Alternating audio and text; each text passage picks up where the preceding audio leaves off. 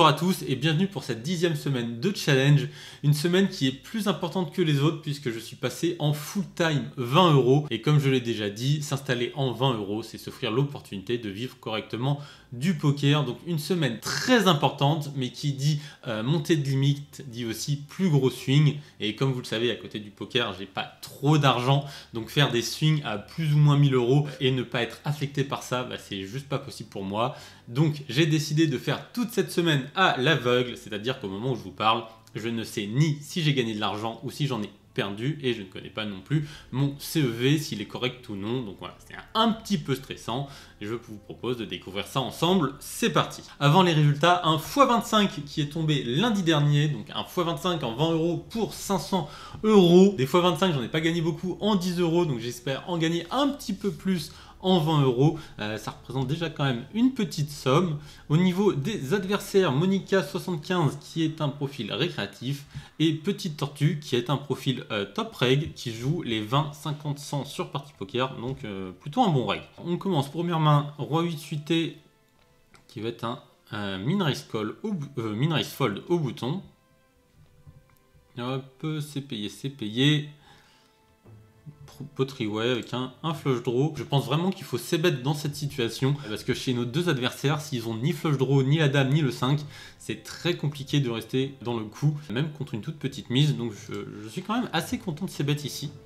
On espère que ça passe dès le flop. Et à partir du moment où on est payé une fois, alors l'as, d'accord, c'est dans notre range, mais ce qui représente le plus, c'est une dame ou une flush tout simplement. Donc là, on a juste un give-up. Je m'attends très souvent à ce qu'il mise la river dans cette situation. Pour le coup, il fait all-in, une dame, un full ou une flush. Je m'attends à quasiment aucun bluff ici. Fold assez facile. 4T3 off, tapis du bouton, payé de SB, paire de 2 contre paire de 6. Et le récréatif qui gagne, tant mieux, c'est la meilleure situation pour nous. 8 et 4 off, certainement un fold. Ouais, all-in, c'est foldé. Dame 6 à tapis, en espérant plutôt ne pas être payé. Pour le coup, payé contre As-8. Aïe aïe aïe, ça part mal. Allez, une dame, un 6, on croise les doigts. La dame, malheureusement, l'as dès le flop. Allez, une autre dame, c'est parfait. Yes. On passe chip leader, normalement, là-dessus. Un peu de réussite, ça fait du bien. Roi 7 off qui est un fold au bouton. Petit blind deep. On va jeter. Allez, ici on est pour le récréatif évidemment. Et Petite Tortue qui double. Ce qui ne nous arrange absolument pas. On a les 3-8 off qu'on va devoir fold. Assez peu de mains. Si Petite Tortue part à tapis, ça sera payé. Avec le As2, on n'aura pas le choix. Bon, As2 contre As3, on espère surtout un split. Et c'est ce qu'on obtient. Jusque là, tout va bien. As4 off au bouton, c'est un tapis. Payé par le récréatif. Quand même de grandes chances qu'on soit devant. Donc jusque là, tout va bien. Allez, As4 contre A9, il faut que ça tienne, s'il vous plaît. Allez, pas de roi, pas de 9. Ok, pas de roi, pas de 9, pas de pique. Ça tient. Chip leader. Pour le HU contre Petite Tortue. Le reg, donc là il va juste falloir jouer GTO et espérer que ça passe. Dame 9, ça sera payé, et s'il limp, ça sera tout de suite à tapis. D'ailleurs je remarque que le HUD ne s'affiche pas. 9 et 18 et qui est une main à prendre à tapis.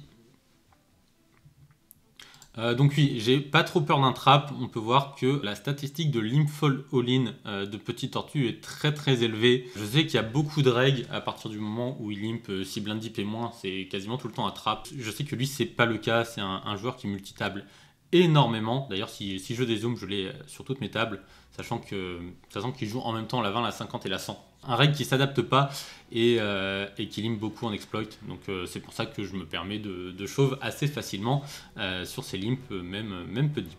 Valet 10, on aurait payé le tapis. Allez, As-Dame à tapis, c'est parfait. Continue de folder, ça nous va très bien, il tombe à 3 blindes. Dame Valet, encore une bonne main, ça sera payé. Allez, contre As-4, une dame, un valet, one time. Et non, 0%, aïe aïe aïe. C'est pas grave. On doit toujours avoir quasiment la moitié des jetons. 10 et 3 off, qui doit être un fold théorique. On va le prendre. Pas grand chose d'autre à faire que jouer GTO finalement contre ce profil. 2 et 7 qu'on va pas shove en exploit. J'ai pas de main aussi peu deep, donc je peux pas savoir s'il continue de limp en exploit. Quand il s'ébête ici, c'est assez compliqué. Honnêtement, je sais pas comment je dois la jouer. C'est quand même assez polarisé finalement. Je me tends à ce qu'il ait beaucoup de Premium et beaucoup de R. Assez rarement 5 et 7 off qui aurait soit checké, soit peut-être all-in. Enfin, je sais pas trop ce qu'il aurait fait. En tout cas, je m'attends à ce que ce soit quand même assez polarisé. Le 7 a besoin de beaucoup de protection. Et comme j'ai l'information qu'il imfold quand même beaucoup de mains, je peux m'attendre à ce qu'il ait souvent rien. Une fois que j'ai touché le 7, il peut aussi avoir un 6. Voilà, je sais pas ce qui est le meilleur ici. J'ai décidé de payer sur le coup. C'est peut-être la meilleure chose à faire. Honnêtement, je sais pas. Hein, ce call fold, c'était peut-être un tapis des flops. Mais ouais, compliqué ce spot. Encore une fois, j'ai pas d'infos, et c'est vrai que quand on n'a pas d'infos versus reg, moins de 6 blind deep, c'est souvent les as quand même, donc compliqué. 2 et 3, c'est un fold. 8 et 7, ça sera payé à tapis, évidemment. Allez, un 8, un 7, un peu de réussite, on a perdu le dernier coup. Allez, et ça passe. On fait une paire. Allez, on repasse devant. As 10, c'est parfait, à tapis. Allez, plus qu'un coup à tapis à gagner. Et on est bon. Allez, 63%, un As, un 10. Allez, pas de 8, pas de 9. Et ça tient. La quinte max pour 400 €. Dès le premier jour où je suis passé en 20 €. Donc celle-là, elle a vraiment fait plaisir. Pour le coup que voilà, la petite malédiction sur les gros jackpots ne se poursuit pas en 20 €. On prend 400 €. Ça fait très très plaisir. On passe maintenant aux résultats. Alors pour les résultats, ce que je vous propose, c'est de regarder jour par jour par rapport à mon ressenti, ce qui s'est passé, est-ce que j'ai levé, que je pense avoir. On va découvrir ça, combien j'ai gagné, combien j'ai perdu. un petit peu stressant parce qu'en 20 €, ça peut quand même faire de très gros swings. Lundi, c'est là où j'ai eu le jackpot, c'est là où j'ai gagné le jackpot. Je pense avoir fait une bonne journée dans l'ensemble. Je m'attends à quelque chose comme 600-650 € de gain. Après, Petite Tortue était sur quasiment toutes mes tables. Au niveau du CEV, ça doit pas être incroyable. Peut-être quelque chose comme 18 de CEV. On va regarder ça. Donc, hop, le 21. Ok, 21, donc... Ah, quand même. Le 21, bah, seulement 4 de CEV. J'avais vraiment l'impression d'avoir fait une session très positive. Là, je tombe un peu dénu. Moins 520 €, d'accord. Ok, bon.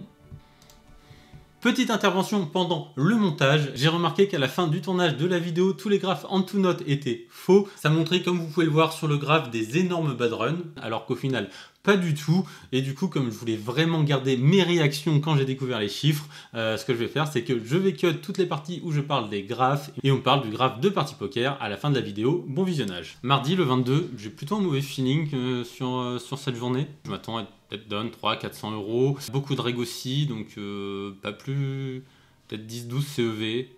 Je m'attends à ce que ce soit pas une très très bonne journée.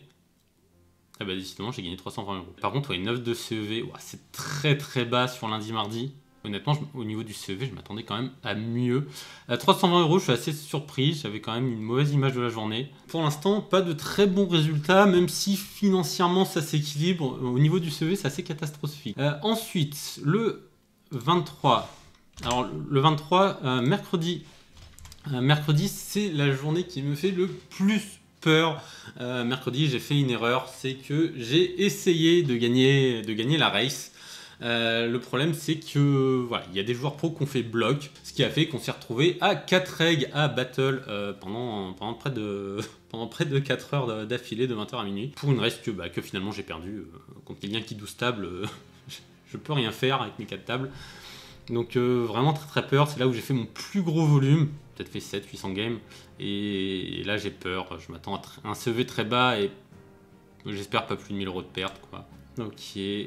À 8 CEV et moins 480 €. Ah, c'est dur. Ouais, c'est dur. C'est dur. C'est dur. Bon, au niveau du résultat, je suis content. Hein. Moins 480, honnêtement, je m'attendais à pire. Mais ouais, j'ai fait une erreur. J'ai trop battle les règles sur cette journée-là. Vraiment, le CV qui est bas. Je m'attendais à ce qu'il soit bas, mais pas qu'il soit aussi bas tous les jours. Le 24, c'était jeudi. J'ai pas trop de souvenirs, mais il me semble que ça s'était mieux passé quand même. Donc, ouais, je m'attends peut-être à enfin remonter à du 15-20 de CEV. Enfin, j'espère, parce que sinon ça va commencer à devenir compliqué. Ah oui, j'avais fait très peu de games. Oui, effectivement, j'étais un peu tilté de la journée d'avant, j'avais fait très peu de games. Bah 44 CEV, 160 €. Ok, donc enfin une bonne journée. C'est sûr, très peu de games, donc ça remonte un petit peu la semaine. À des journées comme ça, il en faut. Et je me rappelle, oui, en fait, j'ai arrêté de jouer dès que les règles sont arrivées. Et au final, en 20 €, quand tu cherches à jouer sur des tables où il n'y a pas trop de règles, bah grosso modo, tu ne joues plus. Tu ne joues plus, c'est simple. Ouais, malgré tout, content de cette petite journée. Pas beaucoup de volume. Donc on va passer à vendredi. Vendredi, j'ai plutôt un bon feeling sur la session. Je m'attends à CEV correct entre 15 et 20. Bon, jusque là j'ai été très déçu, mais vraiment j'ai eu un bon feeling. Donc je m'attends à un CEV correct et au moins de break-even sur la journée du 25. Donc on va voir ça. Ok, 225 games, 29 de CEV. Quand même, ça fait plaisir. Plus 320 €. C'est pas mal. Là sur jeudi, vendredi, ça rattrape mercredi. Donc là on est quand même plutôt pas mal. 320 €, bon je pense que cette fois-ci j'ai good run. Une très bonne journée, hein, si j'arrive à avoir plus de journées comme ça annonce du monde pour la suite. Pour l'instant, du moins le CV, il a été bas mais il a jamais été négatif. Et entre les fois où j'ai eu du 40, du 29 et du 8, le CV total peut ne pas être trop mal. Et il reste plus que samedi, et samedi j'ai joué assez peu. J'attendais surtout des belles tables, les belles tables sont jamais arrivées et du coup j'ai rejoint en 10 € tout simplement parce que les tables étaient magnifiques en 10 €. Samedi il y avait eu le match de foot et en fait ce qui s'est passé c'est que une fois que le match était terminé, ça tournait à fond et vraiment des gros récréatifs. J'ai pu jouer un petit peu sur les 20 €. Ce qui s'est rapidement passé, c'est qu'il y a deux règles qui sont venues. Ils ont lock la 20 € tout simplement. Deux règles qui devaient jouer, je pense, entre 8 et 12 tables. Parce que moi, je les avais sur toutes mes tables. Et j'ai dû abandonner. Et j'ai vu qu'en 10, c'était pas le cas. Donc je suis allé jouer en 10. Un peu frustrant, mais dans l'ensemble, vu que j'ai su m'arrêter sur la 20 et passer sur la 10, je pense que j'ai fait une bonne journée. Donc pareil, je m'attends à au moins du 20 de CEV et d'avoir fini au moins break-even sur la journée. Alors, donc les 10 € ont dû compter pour dimanche, parce que c'était après minuit. Donc 106 games, 25 CEV, 100 €, bah écoutez, c'est pas mal. Donc ouais, samedi positif, et maintenant on va voir dimanche. Et dimanche, ouais, le bon feeling sur les 10 €, voilà, 34 de CEV. Bon après c'était le soir du match de foot, donc il y avait des récréatifs plus mauvais que d'habitude, on va dire. Et même sur la 20, on voit que le peu que j'ai joué, ça s'est quand même bien passé. Putain, c'est vraiment dur de finir perdant sur cette journée.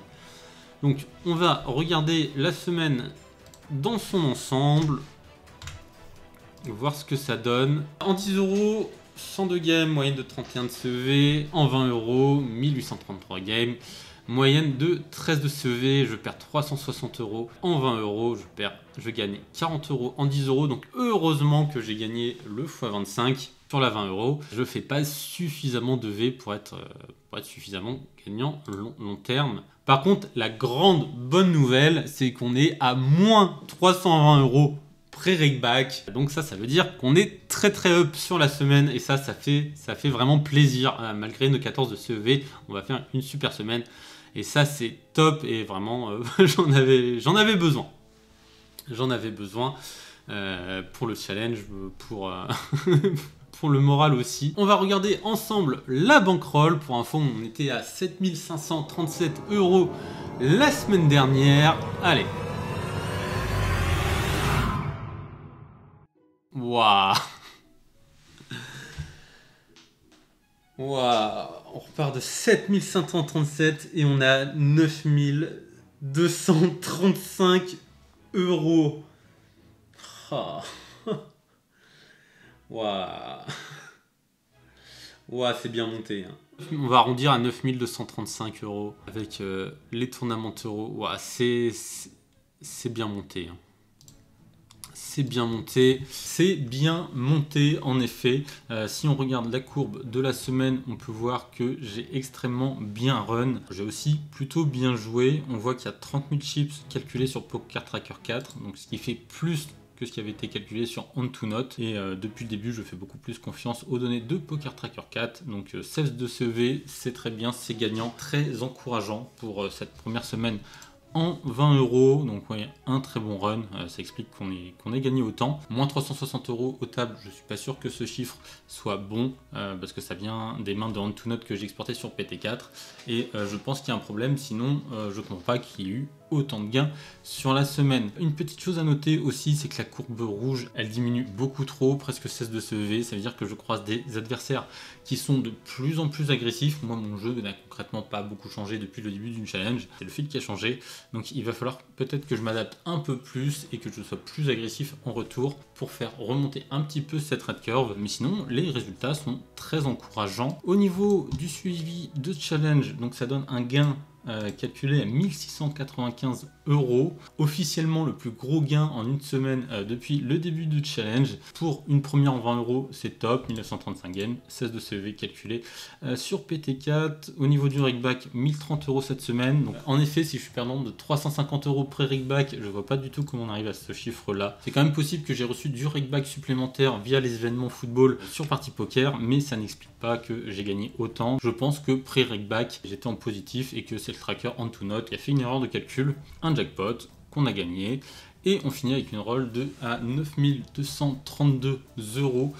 Surtout que le prochain rigback mensuel va bientôt arriver et sera plus élevé que ceux que j'ai eu précédemment. Donc voilà, très proche de la fin. J'espère que la semaine prochaine sera la dernière semaine du challenge. Hâte de partager ça avec vous. En attendant, je vais quand même mixer la 10, la 20. Je vais vraiment plus me forcer à jouer que en 20 parce qu'il y a vraiment des moments, et comme on l'a vu, surtout en début de semaine, où le field est extrêmement difficile. Donc voilà, je vais vraiment mixer la 10, la 20. Et je vous dis à la semaine prochaine pour la suite du challenge. Allez, ciao!